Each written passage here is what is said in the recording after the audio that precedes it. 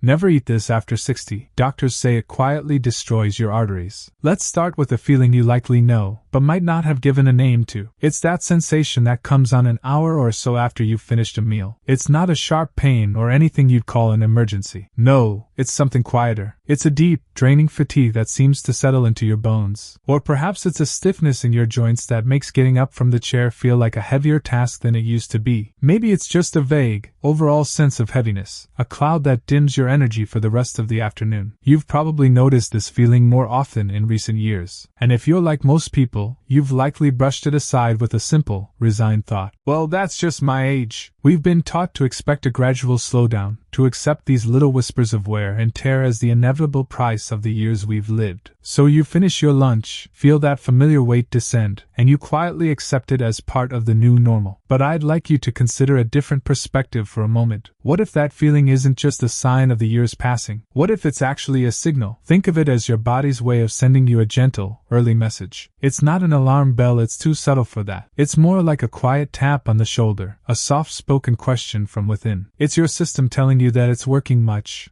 harder than it should be to handle something you've just given it. This heaviness after eating is the direct result of an internal process that is no longer as smooth as it once was. The meal you just enjoyed, perhaps one you've eaten for decades, is now meeting a body that has changed in ways we need to understand. This isn't about causing worry. It's about starting to listen. That heavy feeling isn't a sentence. It's the first clue in a much more important story about what's truly happening inside. A story that begins not with your age, but with what's on your plate. To understand that heavy feeling, we need to look at the journey your food takes after you eat it, and what it means for the most vital delivery system in your body. Think of your arteries not as rigid pipes, but as living, dynamic waterways. Imagine a wide, peaceful river in its natural, healthy state. The water flows freely and smoothly. The riverbanks are soft, lush, and flexible, able to expand with the spring melt and contract in a dry spell. This flexibility is everything. It's what allows the river to handle change, to keep the water moving without force or pressure. This is a picture of healthy arteries, smooth, elastic channels designed to carry your life's blood with ease, expanding and contracting with each gentle pulse of your heartbeat. Now, picture what happens over many decades to a river that carries a certain kind of sediment, a soft, sticky, almost gritty substance that doesn't get washed away. Slowly, year after year, this sediment begins to settle along the riverbed and cling to the banks. The river doesn't flood overnight. Instead, something more subtle and just as consequential happens. The channel grows narrower, and those once soft, flexible banks become caked, hardened, and brittle. The river loses its natural give. The water can still flow, but it has to work harder, pushing against these stiff, encroaching walls. The system becomes less efficient, more strained. This slow settling of sediment, this gradual stiffening, is the real story of what we often call hardening of the arteries. The medical term is arteriosclerosis, but all that truly means is the loss of flexibility. The enemy here isn't primarily a sudden, dramatic logjam, though that can happen later. The primary enemy is this quiet, relentless stiffening. It's the difference between a supple rubber hose and a fragile porcelain pipe. One can bend and absorb pressure. The other is rigid and prone to stress. When your arteries lose their gentle elasticity, every single heartbeat becomes a little more work for your heart, and the delivery of oxygen and nutrients to your muscles, your brain, and your organs becomes a little less efficient. This is where that post-meal fatigue can begin. After eating, your body diverts resources to digestion. If your delivery system is already stiff and compromised, that redistribution of energy can feel like a burden, manifesting as that deep heaviness or stiffness. The feeling is your body's direct experience of flowing through channels that have, quietly and without fanfare, become less like a resilient river and more like a constricted, hardened canal. The good news in this story is that this process of stiffening is influenced powerfully by what we invite into our bodies, by the very substances that can act like that sticky, hardening sediment. You might be wondering, if this stiffening is so important, why does it feel like such a quiet, almost secret topic? The title of this video mentions that doctors say this quietly, and there's a very human reason for that, one that has nothing to do with conspiracy and everything to do with the reality of modern healthcare. Think about your last checkup. In a standard 15 or 20-minute visit, your doctor has a monumental task. They must review your latest test results, check your vital signs, assess any new symptoms, adjust medications if needed, and address your immediate concerns. The focus, by necessity, intensity, is often on the urgent and the measurable, bringing down a high blood pressure number, managing a cholesterol level, or regulating blood sugar. These are critical, life-saving interventions, and your doctor is expertly trained to handle them. In that pressured context, the long-term, dietary root cause of arterial stiffness often gets condensed into a necessary but fleeting piece of advice. You've likely heard it. Just try to watch your diet, or be mindful of what you're eating. It's said with genuine concern, but in the flow of a short appointment, there's simply no time to unravel the full story to explain which specific aspects of the diet to watch, how they act like that hardening sediment, and what practical, gentle steps to take instead. The why and the how get lost. So it's not that your doctor is keeping a secret from you. It's that a crucial part of the conversation often gets lost in translation. You leave with a vital warning, but without a clear map. You're told to navigate a complex landscape, but not given the specific directions that would make the journey feel possible. This isn't about blame. It's about the gap between a system designed for acute care and a body experiencing chronic, slow-motion change. Our purpose here is to step into that gap together, to have the detailed, calm conversation there's rarely time for in the exam room, and to turn that general warning into a clear, understandable path you can actually walk. So, if the warning is to watch your diet, what exactly should we be watching for? For years, the spotlight has been on two main characters, sugar and saturated fat. And while paying attention to those is certainly important, focusing on them alone can cause us to miss a far more pervasive and quiet culprit. What if the primary driver of that arterial stiffness wasn't the obvious sweet treat or the occasional pat of butter, but something you'd never think to check? An ingredient so common, so baked into our modern food supply, that it's in the loaf of bread, the bottle of salad dressing, the bag of chips, and the seemingly healthy whole-grain cracker. It's the foundation of almost every fried food you'll ever eat in a restaurant. This ingredient isn't a food your grandmother or great-grandmother would have recognized as a kitchen staple. Its story doesn't begin on a farm. It begins in an industrial factory. These are what we call industrial seed and vegetable oils. Common examples are soybean oil, corn oil, sunflower oil, safflower oil, and canola oil. To create them, seeds like soybeans or corn are subjected to intense mechanical and chemical processing, high heat, pressure, and solvents to squeeze out every last drop of oil. The result is a product that is incredibly cheap, has a very long shelf life, and is completely neutral in flavor, making it the perfect, invisible backbone for the processed food industry. But this industrial creation has a fundamental biological flaw. It is astronomically high in a type of fat called omega-6, and not just any omega-6, but a form that is highly unstable. This instability is the key to everything. Think back to our river. This oil isn't like the stable, traditional fats humans have used for centuries, such as olive oil from fruit or butter from grass-fed animals. It's more like a volatile substance that, once inside the complex, warm, oxygen-rich environment of your body, wants to react. It wants to break down, and when it does, it sets off the very chain of events that leads to that sticky, hardening sediment along your arterial walls. This is the hidden ingredient that has quietly shifted the foundation of our diets, and understanding its two-pronged attack is the first step in reclaiming the flexibility of your inner rivers. Let's break down the first way these industrial oils cause trouble, and we'll use a simple analogy we all understand: rust. Picture a shiny, new nail. Leave it outside in the rain and humidity, and slowly, over time, it begins to change. A rough, flaky orange coating forms on its surface. That's oxidation, the metal reacting with oxygen in the air, breaking down and corroding. Something remarkably similar can happen inside your body, and these unstable industrial oils are the spark. Remember, these oils are chemically fragile. When they're heated to high temperatures, which happens every time they're used for deep frying restaurant food, or when they're baked into crackers and cookies, they become even more unstable. But even at body temperature, once you consume them, they are swimming in an environment rich with oxygen from your blood. This causes them to oxidize. They essentially go rancid, or rust, from the inside out. This oxidation creates harmful little molecules that are deeply irritating to the delicate lining of your arteries, that smooth riverbed we talked about. Now your body is brilliantly designed to protect itself. When it detects this irritation, this rust, forming on the inner walls of your arteries, it sends out repair crews. The primary tool in its repair kit is a soft, sticky substance meant to patch over the damaged area, much like applying a dab of sealant to a small crack. Think of it as your body's version of duct tape. It's a well-intentioned, short-term fix for the oxidative damage. But here's the problem. When the source of the irritation is constant, when you're regularly consuming these oxidized oils from fried foods, packaged snacks, and baked goods, the damage is ongoing. Your body is in a perpetual state of repair. It keeps applying more and more of this patching material, layer after gentle layer. Over years and decades, what started as a tiny, protective spot thickens and grows. This is the beginning of that sticky sediment in our river analogy. Each layer makes the arterial wall a little thicker, a little less smooth, and the channel a little narrower. The duct tape holds, but the hose underneath becomes stiff and constricted. This is the first, quiet attack. Not a sudden explosion, but a slow, corrosive rusting from within, followed by a well-meaning but ultimately thickening repair job that slowly robs your arteries of their vital flexibility. The first attack creates the damage and the patchwork repair. But the second attack is perhaps even more profound, because it changes the fundamental nature of the material itself. To understand this, let's picture a healthy artery wall not as a simple pipe, but as a living, complex fabric. Imagine a piece of soft, supple, high-quality leather. It's strong, yet it has beautiful flexibility. You can bend it, twist it slightly, and it springs back. This resilience is what allows your arteries to expand with each surge of blood from your heartbeat, and then gently recoil, helping to propel the blood forward smoothly. This elasticity is a miracle of biological engineering. Now, here is where the oxidized components from those industrial oils do their stealthy work. When these damaged fats are circulating in your bloodstream, they don't just cause surface rust. They are actually incorporated into the very structure of your artery walls. They become part of the fabric. Think of it as taking that soft, flexible piece of leather and repeatedly rubbing a thick, gluey, unstable wax into its fibers. At first, it might just feel a bit stiffer, but over time, as more and more of this oxidized fat is woven in, the leather loses its suppleness entirely. It becomes dry, brittle, and inflexible, more like a piece of old parchment paper that might crack if you bend it too far. This is the direct stiffening of the pipeline. Your arterial walls, over decades of exposure, literally lose their elastic quality because their building blocks have been compromised. They are no longer made of purely resilient, springy material. They are now part compromised by a brittle, oxidized substance. This transforms your arteries from something like a resilient garden hose that can easily handle kinks and pressure changes, into something more akin to a rigid lead pipe. The lead pipe might not be clogged, but it cannot flex, it cannot give, it cannot help with the flow. This is where the real, daily strain comes in. Your heart is now tasked with pushing blood through a system that has lost its natural give. With every single beat, it must work against this passive resistance, this stiffness. It's like trying to pump water through a network of hardened canals instead of flexible rivers. This constant, extra effort is a primary contributor to rising blood pressure and that deep-seated fatigue. The threat isn't just a potential future clog, it's the present, minute-by-minute burden of a cardiovascular system that has quietly lost its youthful flexibility, all because of an ingredient that became a staple without us ever realizing its true cost. Now that we understand the what and the why, the most important question becomes, where is it? How do you spot this quiet culprit in your own kitchen and in the foods you buy? The good news is, you don't need a degree in chemistry or nutrition to become an effective detective. You just need to know a few specific words to look for, and you need to know where to look. The most powerful tool you have is already in your hand every time you go shopping: the ingredient list. Forget the big, bold marketing claims on the front of the package for a moment. Words like heart healthy, cholesterol-free, all-natural, or plant-based can be misleading because they are technically true of these industrial oils. They are plant-based and contain no cholesterol, but they completely ignore the oxidative damage we just discussed. The real truth is always in the fine print on the back or the side. So, make a habit of turning the package over. Now, scan the ingredient list. You are looking for any of the following common names for industrial seed and vegetable oils: soybean oil, corn oil, vegetable oil, which is almost always soybean oil, sunflower oil, safflower oil, canola oil, which comes from rapeseed oil, cottonseed oil. These are the primary suspects. They are almost always always listed within the first few ingredients if they are present, because by weight, oil is a major component. Here is a simple, empowering rule of thumb to start with. If it is a processed food that comes in a package with a long shelf life, crackers, cookies, granola bars, chips, bread, salad dressings, mayonnaise, jarred sauces, frozen meals, there is a very high likelihood it contains one of these oils. They are the default, inexpensive fat for the food industry. This isn't about causing alarm, it's about cultivating awareness. The goal of this first step isn't to immediately eliminate everything, but to simply start noticing. On your next trip to the pantry or the grocery store, pick up 1 or 2 items you eat regularly and just look. You're not judging your choices, you're gathering information. You are moving from theory into the practical reality of your own life, and that is the first, most powerful step toward taking back control. Now let's step outside the supermarket and into another common part of our lives: eating at a restaurant, getting takeout, or even picking up a quick bite from a cafe. This is where these industrial oils become nearly impossible to avoid, and understanding why can be incredibly freeing. It has very little to do with the chef's personal recipe, and almost everything to do with the simple, hard economics of running a commercial kitchen. Think about that delicious, crispy coating on fried chicken or fish. Consider the perfect golden brown color of French fries or onion rings. That appealing texture and color is often the direct signature of these industrial seed oils, specifically because they can be heated to very high temperatures without smoking immediately, and they are extraordinarily cheap to buy in massive, gallon-sized containers. Furthermore, these oils are often used over and over again in deep fryers, which accelerates their oxidation, the rusting process we talked about, making them even more harmful. So that heavy, fatigued feeling you might get after a restaurant meal isn't necessarily from overeating. It can be a direct reaction to a large dose of these oxidized, inflammatory oils, but it goes far beyond the fryer. Even if you order the healthier option, like a grilled chicken salad, you're likely not in the clear. The salad itself may be fresh, but it's often delivered drenched in a dressing whose first ingredient is soybean or canola oil. That chicken might have been sautéed or seared in the same oil. It's in the marinades, the sauces, the spreads for the bread basket, and the mayonnaise-based condiments. It is the ubiquitous, unseen workhorse of the commercial food world. Realizing this is not a reason to feel guilt or to swear off ever enjoying a meal out again. Instead, it's a key insight. It explains a pattern you may have felt but couldn't name. It liberates you from the personal blame of, "I shouldn't have eaten out," and reframes it as a systemic reality. With this knowledge, you move from being a passive participant to an informed observer. You can make different choices, like asking for dressing on the side, choosing steamed or grilled options explicitly, or simply understanding the likely source of that post-meal heaviness, which in itself reduces anxiety and helps you plan accordingly. This is perhaps the most important, and the trickiest, place to look, because if we only avoid the obvious junk food, the chips, the fast food, the pastries, we might still be consuming large amounts of these oils from foods we genuinely believe are good for us. The food industry has expertly marketed a whole category of better-for-you options that are, unfortunately, still built on the same unstable foundation. This is where it gets quiet and deceptive. The very foods you might choose specifically to feel lighter and more energetic could be contributing to the stiffness and fatigue you're trying to escape. Let's walk through some common examples. That box of whole grain crackers or flatbreads you buy for a healthy snack? Check the label. You'll often find soybean or canola oil holding those whole grains together. Those veggie chips or baked potato crisps marketed as a smart alternative, almost certainly made with sunflower or safflower oil. The protein bar you have after a walk, or the granola bar with your afternoon tea. These are often bound together with a paste of these very oils to achieve the right chewy texture. It extends to savory items too. That jar of all-natural pasta sauce or pesto on your shelf likely has vegetable oil as its second or third ingredient. Store-bought hummus and other dips frequently use cheaper oils instead of traditional, stable olive oil. The bran muffin from the coffee shop or the supermarket bakery is made with large amounts of industrial vegetable oil to keep it moist. And perhaps the most classic example of all, the tub of heart-healthy margarine or vegetable oil spread, specifically designed to replace butter, is quite literally a processed blend of the exact oils we're discussing, often hydrogenated to make them solid. The point of this isn't to overwhelm you, but to build a complete and honest picture. It explains why someone might avoid fried food and sweets, but still not feel the improvement they expected. Trust is built on clarity, not on leaving out difficult information. By showing you where the oil hides in the healthy aisle, we prevent that future frustration. It means any positive step you take from here, no matter how small, will be based on a full understanding, making your progress real, measurable, and truly empowering. You are learning to see past the marketing to the substance, and that skill changes everything. After all that information, it would be perfectly natural to feel a little daunted. The idea of overhauling your entire kitchen or giving up foods you enjoy is not only overwhelming, it's completely unnecessary. So let's establish the most important principle right away. This is not about subtraction. This is about replacement. We are not clearing out your pantry in a single sweep. We are not creating a list of forbidden foods. Instead, we are simply introducing a few gentle, trustworthy friends to take the place of the one ingredient that's been causing quiet trouble. Think of it not as starting a restrictive diet, but as thoughtfully updating an old, familiar recipe. You're keeping the cherished dish, but improving one key component for a better result. The goal is to make simple, sustainable swaps that feel like upgrades, not punishments. Let's start with cooking at home, where you have the most control. Instead of reaching for the bottle of vegetable or canola oil, consider one of these stable, gentle alternatives. For low to medium heat cooking like sautéing vegetables, scrambling eggs, or making a pan sauce, extra virgin olive oil is a wonderful, time-tested choice. Its flavor is beautiful, and it's far more stable than the industrial oils. For times you need a higher heat, like searing a piece of meat, avocado oil is excellent because it has a very high smoke point and a neutral taste. And don't overlook traditional fats like real butter, or its clarified form, ghee. When used in moderation, they are stable for cooking and add rich flavor. For dressings and marinades, this is where you can make a delicious change instantly. Instead of bottled dressings full of soybean oil, try making your own. It's simpler than you think. Just mix 3 parts extra virgin olive oil with 1 part lemon juice or vinegar, add a pinch of salt and herbs, and whisk. You control the flavor, and you give your body a beneficial fat. For spreads on toast or crackers, swap out margarine for real butter, a smear of creamy avocado, or a tablespoon of natural almond or peanut butter. Each of these swaps isn't a loss. It's a gain in flavor, satisfaction, and nourishment. This is the gentle art of the swap, a calm, practical method that builds a new habit not through force, but through simple, repeated, better choices. You might wonder, why are these specific swaps so much better? It's not just that they're different, it's that they are actively protective. They don't just avoid causing harm, they can actually help support the health of your arteries. Let's return to our rust analogy for a moment. Remember, the industrial seed oils are like a cheap metal that corrodes easily when exposed to heat and oxygen, creating that damaging rust inside your body. The alternatives we're talking about are fundamentally different. Think of extra virgin olive oil and avocado oil as being more like stainless steel. They are chemically stable. Their molecular structure is much more resistant to that oxidative, rusting process, especially when used properly. This means they are far less likely to create those irritating, damaging molecules that trigger your body's thickening repair response. Furthermore, oils like extra virgin olive oil contain natural anti-inflammatory compounds, so instead of causing irritation, they can actually help soothe it. As for butter, especially from grass-fed animals, it contains types of saturated fat that your body has evolved to recognize and utilize efficiently for energy. They are more natural and stable building blocks. In moderation, they are not the villains they were once made out to be. Using these traditional fats is like returning to a time-tested, reliable material for your body's construction and maintenance projects. So these swaps are not merely neutral choices. They are positive, supportive actions. Each time you choose olive oil for your salad or avocado oil for the skillet, you are doing more than just avoiding a problem. You are giving your arterial walls a coat of a gentle, protective polish. You are providing your body with materials it knows how to use for genuine repair and maintenance, rather than materials that force it into a constant, defensive patch-up job. This understanding turns a simple kitchen choice into a powerful, informed act of self-care. The idea of changing lifelong eating habits can feel monumental if you try to tackle it all at once. So let's not do that. This isn't a race or a drastic overhaul. It's a slow, kind walk towards feeling lighter and more energetic, taken one simple, deliberate step at a time. The goal is progress, not perfection. A little change, sustained consistently, creates far more lasting benefit than a perfect but short-lived burst of effort that leads to burnout. Let's build a calm, month-long plan that fits into your life without turning it upside down. For your first week, choose just one action. Change the oil you use for cooking at home. If you have a bottle of vegetable, corn, or canola oil in your cabinet, move it to the back. Place a new bottle of extra virgin olive oil or avocado oil next to the stove. This single swap, for every egg you scramble, every vegetable you saute, will dramatically reduce your intake of the unstable oils without you having to think about it at every meal. That's a powerful win. In week 2, with your cooking oil already handled, add one more small task. Pick 3 of your favorite packaged items from the pantry, perhaps your crackers, your granola bars, and your favorite salad dressing. Read the labels with your new knowledge. Don't feel you must throw anything away, just observe. Then, on your next grocery trip, see if you can find one suitable swap for one of those items, a cracker made with olive oil, or a dressing you can make yourself. This builds your label reading skill without pressure. In week 3, bring this calm awareness outside the home. At your regular cafe or restaurant, you might simply ask, do you cook with olive oil or vegetable oil? Or make a menu choice less likely to be fried, opting for steamed, grilled, or roasted dishes. By this point, you will have quietly but significantly shifted your intake. You haven't banned any foods, you've simply become more mindful and made a series of manageable, intelligent upgrades. This is how lasting change is built, not with willpower, but with gentle, repeated intention. When you begin making these gentle swaps, you might naturally watch for big, dramatic changes. But the most meaningful improvements often arrive quietly, as subtle shifts in how you feel from day to day. Long before a blood test might show a different number, your body will start sending you the quietest, most grateful signals that you're on the right path. This feedback is personal, immediate, and far more motivating than any statistic. The first sign that things are shifting will likely be a change in that very feeling we started with, the heavy fatigue after a meal. You may notice that an hour after lunch, you don't feel that same compelling need to sit down and rest. The meal feels settled, rather than like a weight in your system. Your mind might feel clearer in the afternoon, less foggy. That heavy cloud begins to lift, replaced by a more reliable sense of steadiness. Another early signal can come in the morning. The stiffness you felt when first getting out of bed, which you may have accepted as just part of aging, might begin to ease. It may not vanish, but you might notice it takes fewer steps, less stretching, to feel like you're moving freely. Your morning walk could start to feel a bit more fluid, a little less of an effort to get going. This isn't about suddenly feeling 20 years old. It's about reclaiming a degree of ease within the body you have now. Your energy throughout the day may become less of a roller coaster. Instead of sharp peaks and deep slumps, you might find you have a more even, sustainable baseline. That 3 p.m. crash might become a gentle dip, something a cup of tea can address, rather than a wall of fatigue demanding a nap. These are the true rewards, not abstract promises of long-term health, but tangible improvements in the quality of your present moments. By learning to listen for these quiet signals, the lighter step, the clearer head, the easier movement, you are doing something profound. You are rebuilding a conversation with your body, one based on attentive care rather than resigned acceptance. This conversation itself is a sign of healing. Now, with this new understanding and the beginnings of a practical plan, you have an opportunity to transform your next doctor's visit from a source of potential anxiety into a moment of true partnership. Remember, we began by acknowledging the gap in those brief appointments, the watch your diet advice without the detailed map. Now you have the map. You can help bridge that gap yourself. Imagine walking into that room not with fear or passive resignation, but with a calm question and a simple, positive plan to discuss. You are no longer just a recipient of instructions, you are an informed participant in your own care. This shift in dynamic is deeply empowering. It changes the conversation from, "What's wrong with me?" to, "Here's what I'm learning, and here's what I'm doing about it. How does this fit with your guidance for me?" You don't need to be an expert. You just need to be clear. You might say something like this: "Doctor, I've been learning about how certain industrial cooking oils can contribute to inflammation and arterial stiffness. I've started swapping out vegetable oils at home for more olive oil and avocado oil as a long-term step to support my cardiovascular health. Does this sound like a sensible approach alongside my current medications and care?" This kind of statement does several important things. It shows you are proactive. It is specific and actionable, not vague. It respectfully seeks their medical expertise to integrate your lifestyle changes with their clinical plan. Most importantly, it opens a collaborative dialogue. Your doctor may have valuable insights, may support your plan wholeheartedly, or may offer additional suggestions. This isn't about replacing your doctor's advice. It's about adding your own quiet, knowledgeable, and calm voice to the conversation about your body. It transforms you from a passenger to a co-pilot, navigating the journey together with shared understanding and respect. This sense of agency and partnership is, in itself, a profound form of wellness. In the end, this journey is about something far greater than identifying a single ingredient. It is a practice of kindness toward the magnificent, intricate machinery that is your body, the same body that has carried you through decades of life, through work and love, through quiet moments and great challenges. We are not engaging in a battle against time or seeking to be 20 again. Such a fight is exhausting and misses the point entirely. Instead, we are engaging in the gentle, intelligent art of maintenance. It is the equivalent of carefully cleaning, oiling, and tending to a cherished, complex clock, not to make it run faster, but to ensure its gears continue to turn as smoothly and reliably as possible for all the years it is meant to keep time. Each simple swap, each moment of mindful choice, is like removing a bit of grit from those gears. It reduces friction. It restores a degree of that inherent flexibility and resilience that is your natural birthright. This process is, at its heart, about listening. It's about hearing the whispers of your body, the heavy feeling after a meal, the morning stiffness, not as inevitable failures, but as valuable information. And then answering that information not with worry, but with care, with a calm decision to provide better materials for repair and energy. The goal is modest and beautiful, to move through your days with a little more ease, a little less weight, and a little more of the steady, reliable vitality that makes life feel fluid and engaged. You have shown great respect for yourself by seeking understanding. Carry that respect forward with each small, gentle choice. Your body, in its own quiet language, will thank you not with fanfare, but with the profound gift of smoother, lighter days. Thank you for listening, and for the care you are choosing to show the one companion that will be with you for every single step of the journey ahead.